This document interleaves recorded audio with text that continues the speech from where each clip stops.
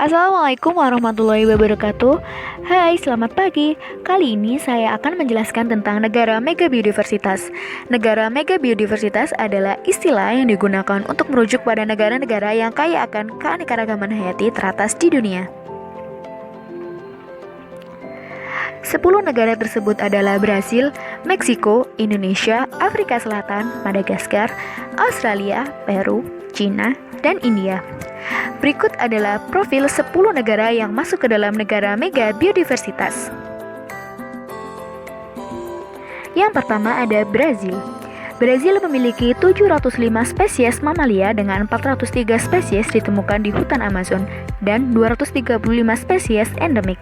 Negara ini menjadi habitat antara 15 hingga 20% keanekaragaman hayati dunia dengan lebih dari 120.000 spesies invertebrata, sekitar 9.000 vertebrata, dan lebih dari 4.000 spesies tumbuhan. Setiap tahun rata-rata 700 spesies hewan baru ditemukan di Brazil. Yang kedua ada Kolombia.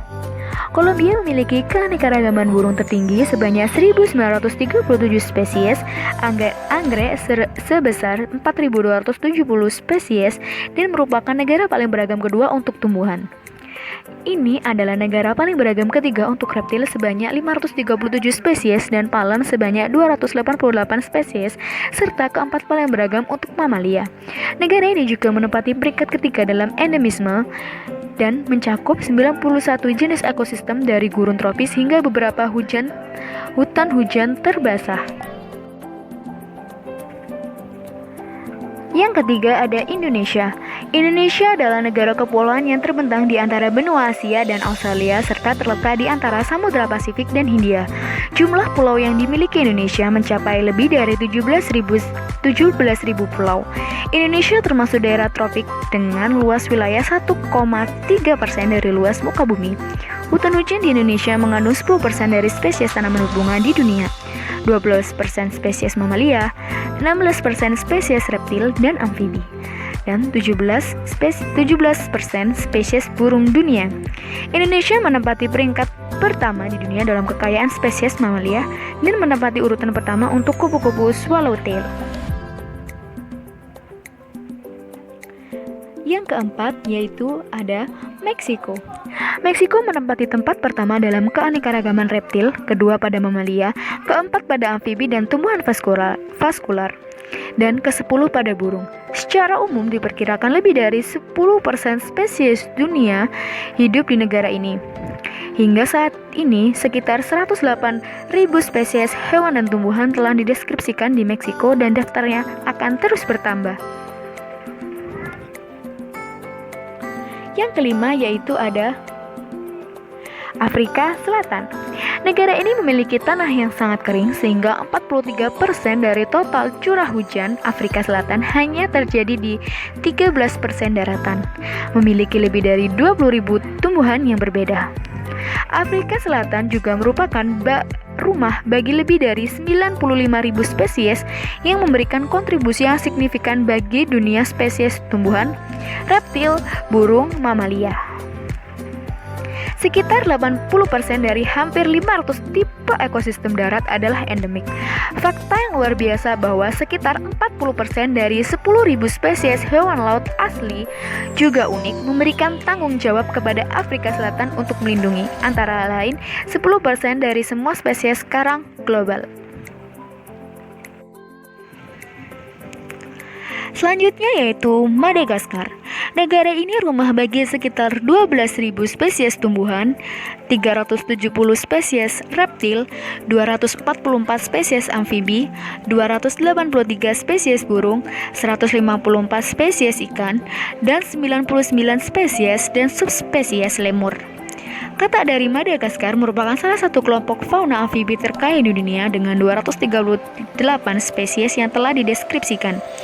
Keanekaragaman terpusat di hutan hujan dan secara lokal dapat mencapai lebih dari 100 spesies.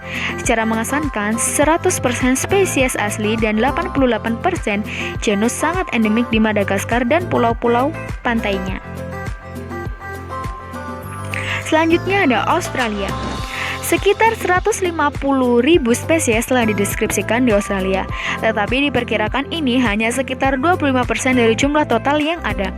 Sekitar 7 hingga 10% dari semua spesies di bumi terdapat di Australia. Lebih dari 4.500 spesies ikan laut dan sejumlah spesies dari ganggang merah dan coklat, krustase, tulip laut, dan briozoa di dunia hidup di perairan Australia. 57% dari semua spesies bakau ditemukan di zona antar pantai Australia. Negara ini memiliki fauna ikan paling beragam di dunia dengan lebih dari 4.500 spesies. Selanjutnya yaitu Peru. Wilayahnya berisi sekitar 10% dari spesies flora dunia, 2.000 spesies ikan, 1.736 spesies burung, peringkat kedua dunia dalam keanekaragaman hayati, 32 spesies amfibi, 460 spesies mamalia, dan 365 spesies reptil. Selanjutnya yaitu China. Negara dengan lebih dari 30.000 spesies tumbuhan tingkat tinggi dan 6.347 spesies vertebrata, termasuk banyak spesies endemik dan spesies peninggalan. Cina memiliki 3.110 marga tumbuhan, 220 spesies marga tumbuhan endemik, 366 spesies tumbuhan langka, dan 254 spesies vertebrata terancam punah, dan 427 spesies jenis mamalia darat, dan 65 spesies mamalia endemik. Selanjutnya yaitu India. Negara ini menempati 2,4% wilayah daratan di bumi, tetapi memiliki 11% flora dan 6,5% fauna dunia. Chowdhury dalam Agrawal 2017 menuliskan bahwa India memiliki 350 spesies mamalia, 1.200 spesies burung, 453 spesies reptil, dan 45.000 spesies tumbuhan yang kebanyakan berupa angiosperma. Berdasarkan data Kementerian India memiliki 89.317 spesies fauna dan 45.364 spesies flora. Populasi ikan di India menunjukkan 11,72% spesies, 23,96% genus, 57% famili, dan 80% ikan global. Negara yang masuk dalam kategori mega biodiversitas selain memiliki kekayaan keanekaragaman hayati, juga menghadapi ancaman kepunahan spesies yang tinggi pula. Hal ini terjadi akibat dari eksploitasi yang berlebihan, penebangan liar, alih fungsi lahan, perburuan liar, dan perdagangan ilegal. Peristiwa tersebut dapat terjadi karena masih lemahnya sistem regulasi dan tata kelola yang cenderung memanfaatkan sumber daya alam secara tidak lestari.